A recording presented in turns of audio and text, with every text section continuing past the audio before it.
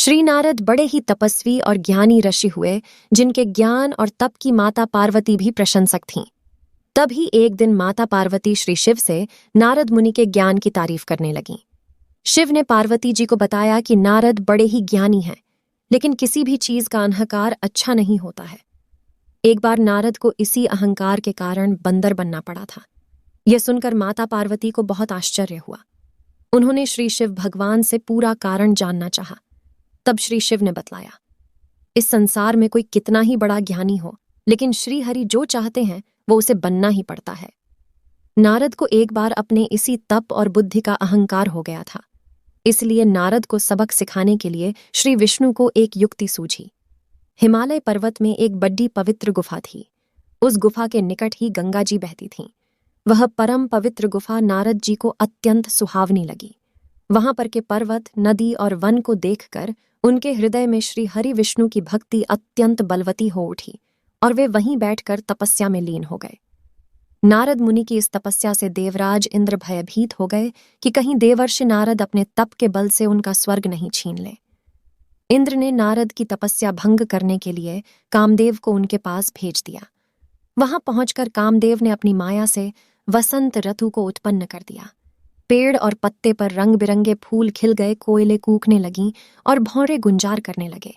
कामाग्नि को भड्डकाने वाली शीतल मंद सुगंध, सुहावनी हवा चलने लगी। रंभा आदि अप्सराएं नाचने लगीं, किंतु कामदेव की किसी भी माया का नारद मुनि पर कुछ भी प्रभाव नहीं पड़ी रहा।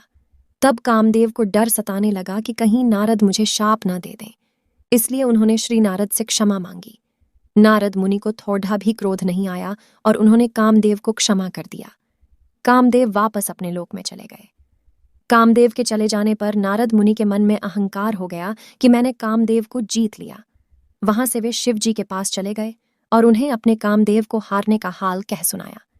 भगवान शिव समझ गए कि नारद को अहंकार हो गया है। शंकर जी ने सोचा कि यदि इनके अहंकार की बात विष्णु जी जान गए तो नारद के लिए अच्छा नहीं होगा। इसलिए उन्होंने नारद से कहा कि तुमने जो बात मुझे बताई है उसे श्री हरि को मत बताना। नारद जी को शिव जी की यह बात अच्छी नहीं लगी। उन्होंने सोचा कि आज तो मैंने कामदेव को हराया है और ये भी किसी को नहीं बताऊं। नारद जी क्षीर सागर पहुंचे गए और शिव जी के मना करने के बाद भी सारी कथा उन्हें सुना दी। भगवान विष्णु समझ गए कि आज तो नारद को अहंकार ने घेर लिया है। अपने भक्त के अहंकार को वे सह नहीं पाते। इसीलिए उन्होंने अपने मन में सोचा कि मैं ऐसा उपाय करूंगा कि नारद का घमंड भी दूर हो जाए और मेरी लीला भी चलती रहे। नारद जी जब श्री विष्णु से विदा होकर चले तो उनका अभिमान और भी बाँच गया। इधर श्री हरि ने अपनी माया से नारद जी के रास्ते में एक बड़े ही सुंदर नगर को बना दिया। उस नगर में शीलनिधि नाम का वैभवशाली राजा रहता था। उस राजा की विश्व मोहिनी नाम की बहुत ही सुंदर बेटी थी, जिसके रूप को देखकर लक्ष्मी भी मोहित हो जाए। विश्व मोहिनी स्वयंवर करना चाहती थी, इसलिए कई राजा उस नगर में आए हुए थे। नारद जी उस नगर के राजा के यहाँ पहुंचे तो राजा ने उनका पूजन करके उन्हें आसन पर बैठाया। फिर उनसे अपनी कन्या की हस्तरेखा देखकर उसके गुण दोष बताने के लिए कहा। उस कन्या के रूप को देखकर नारद मुनि वैराग्य भूल गए और उसे देखते ही रह गए। उस कन्या की हस्तरेखा बता रही थी कि उसके साथ जो विवाह करेगा वह अमर हो जाएगा, उसे संसार में कोई भी जीत नहीं सकेगा और संसार के समस्त जीव उसकी सेवा करेंगे। यह बात नारद मुनि ने राजा को नहीं बताई और राजा को उन्होंने अपनी ओर से बनाकर कुछ और अच्छी बातें कह दी। अब नारद जी ने सोचा कि कुछ ऐसा उपाय करना चाहिए कि यह कन्या मुझसे ही विवाह करे। ऐसा सोचकर नारद जी ने श्री हरि को याद किया और भगवान विष्णु उनके सामने प्रकट हो गए। नारद जी ने उन्हें सारी बात बताई और कहने लगे, हे नाथ, आप मुझे अपना सुंदर रूप दे दो ताकि मैं उस कन्या से विवाह कर सकूं। भगवान हरि ने कहा, हे नारद, हम वही करेंगे जिसमें तुम्हारी भलाई हो। यह सारी विष्णु जी की ही माया थी। विष्णु जी ने अपनी माया से नारद जी को बंदर का रूप दे दिया। नारद जी को यह बात समझ में नहीं आई। वो समझे कि मैं बहुत सुंदर लग रहा हूं। वहां पर छिपे हुए शिव जी ऋषिराज नारद तत्काल विश्व मोहिनी के स्वयंवर में पहुंच गए और साथ ही शिव जी के वे दोनों गण भी ब्राह्मण का रूप बनाकर वहां पहुंच गए। वे दोनों गण नारद जी को सुनाकर कहने लगे कि भगवान ने इन्हें इतना सुंदर रूप दिया है कि राजकुमारी सिर्फ इन पर ही रीझेगी। उनकी बातों से नारद जी मन ही मन बहुत खुश हुए। स्वयं भगवान विष्णु भी उस स्वयंवर में एक राजा का रूप धारण कर आ गए। विश्व मोहिनी ने कुरूप नारद की तरफ देखा भी नहीं और राजा रूपी विष्णु के गले में वरमाला डाल दी।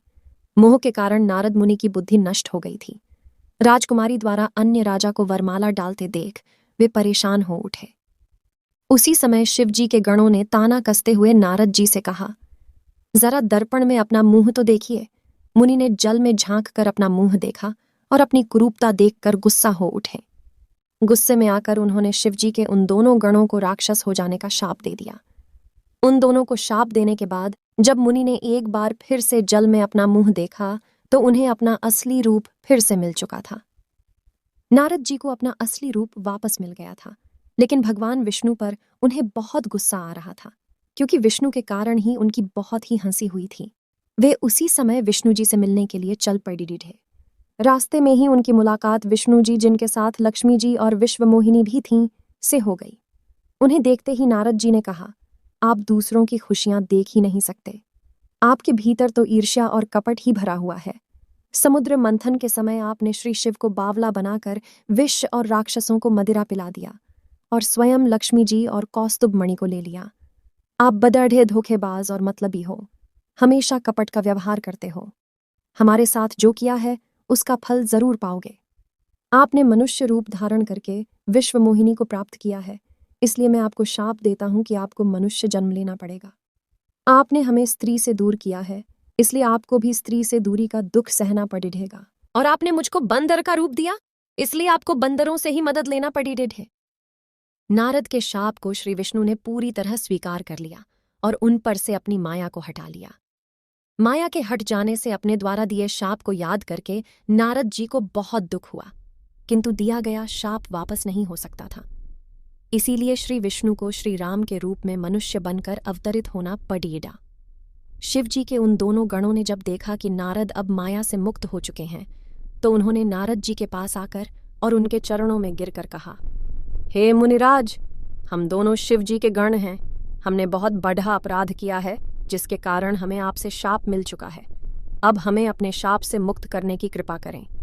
नारद जी बोले, मेरा शाप झूठा नहीं हो सकता, इसलिए तुम दोनों रावण और कुंभकर्ण के रूप में महान, ऐश्वर्यशाली, बलवान तथा तेजवान राक्षस बनोगे और अपनी भुजाओं के बल से पूरे विश्व पर विजय प्राप्त करोगे। उसी समय भगवान विष्णु राम के रूप में मनुष्य शरीर धारण करेंगे। युद्ध में तुम दोनों उनके हाथों से मारे जाओगे और तुम्हारी मुक्ति हो जाएगी। तो दोस्तों, यह कथा आपको कैसी लगी कमेंट में ज़रूर बताएं। साथ ही वीडियो लाइक करें और चैनल पर नए हो तो चैनल को सब्सक्राइब करना ना भूलें।